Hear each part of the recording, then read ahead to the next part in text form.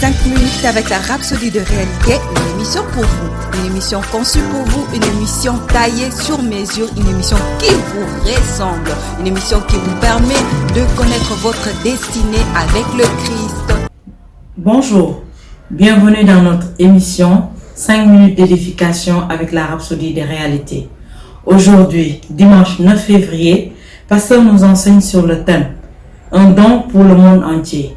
Le verset d'ouverture est tiré de Romains 6, du verset 23, qui dit « Car le salaire du péché, c'est la mort, mais le don gratuit de Dieu, c'est la vie éternelle en Jésus-Christ notre Seigneur. » Le commentaire qui suit. Certains ne le comprennent pas. Quand nous disons que Jésus n'est pas mort pour les chrétiens, le salut qu'il a apporté n'était pas pour les chrétiens. C'était pour tous les hommes dans le monde. Ceux qui croient et ont rendu ce salut réel dans leur vie par la proclamation de la Seigneurie de Jésus deviennent chrétiens. Selon l'intelligence de la justice, le monde entier a été légalement sauvé par Jésus-Christ parce qu'il a payé le prix du péché pour chaque homme, rendant ainsi la vie éternelle possible et accessible à tous. Néanmoins, le salut vital doit être activé par la foi individuelle en Christ. Parce que beaucoup ne le savent pas, ils marchent dans les ténèbres, vivant la vie humaine, dépravée au lieu de la vie divine en Christ. Romains 10, du verset 9 au verset 10, nous montre comment n'importe qui peut activer cette glorieuse bénédiction de la vie éternelle. Il dit, si tu confesses de ta bouche le Seigneur Jésus, et si tu crois dans ton cœur que Dieu l'a ressuscité des morts, tu seras sauvé. C'est pourquoi il nous a envoyés prêcher et enseigner l'évangile dans le monde entier. C'est pour que le monde connaisse et active la vie de Dieu disponible en Christ.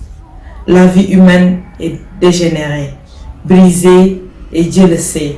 C'est pourquoi il a rendu possible une autre vie, le genre de vie de Dieu, afin que les êtres humains puissent transcender la vie humaine et mortelle, ordinaire, et rentrer dans l'immortalité, la vie et la nature de Dieu. Jean 3, du verset 16, dit « Car Dieu a tant aimé le monde qu'il a donné son Fils unique, afin que quiconque croit en lui ne périsse point, mais qu'il ait la vie éternelle. C'est la vie de Dieu. Elle est pour tous ceux qui croient. Si vous lisez ceci et que vous n'êtes jamais né de nouveau, passez à la prière du salut, à la page 74, et priez en conséquence, c'est-à-dire de tout votre cœur. Instantanément, la vie éternelle sera transmise à votre esprit, supplantant la vie humaine avec laquelle vous êtes nés de vos parents. Béni soit Dieu. La rhapsodie d'aujourd'hui, elle est très glorieuse. Ça parle du salut. Jésus est mort pour nous tous, pas seulement pour les chrétiens, mais pour tout le monde, afin que nous soyons sauvés.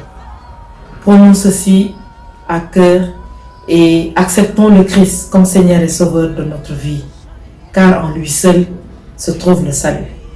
Nous allons prendre quelques secondes pour méditer avant de prendre la prière.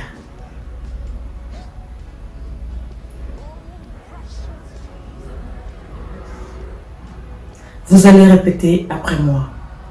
Père précieux, je te remercie pour le don du salut et ces bénédictions dont je tire profit. Merci également pour le privilège d'aider les autres à activer cette bénédiction dans leur vie, en les amenant à l'unicité et à la communion avec toi. Cette vie fonctionne maintenant dans chaque fibre de mon être, repoussant la mort, la maladie, l'infirmité, les maux et tout ce qui est incompatible avec les dispositions de la vie divine. Au nom de Jésus. Amen. Les études approfondies, vous les trouverez dans Romains 5, du verset 15 au verset 18, dans Romains 6, du verset 23. Que Dieu vous bénisse. Amen. Merci beaucoup. J'ai été béni par ce message. Nous vous invitons à faire de Jésus-Christ le Seigneur de votre vie en disant cette prière. Seigneur Jésus, viens dans mon cœur et deviens le Seigneur de ma vie. Je reçois la vie éternelle dans mon esprit. Et selon Romains 10:9, si tu confesses de ta bouche le Seigneur Jésus et si tu crois dans ton cœur que Dieu l'a ressuscité de mort, tu seras sauvé. Je déclare que je suis sauvé. Je suis né de nouveau. Je suis un enfant de Dieu. Maintenant, j'écris ce qui demeure en moi. Félicitations, vous êtes maintenant un enfant de Dieu.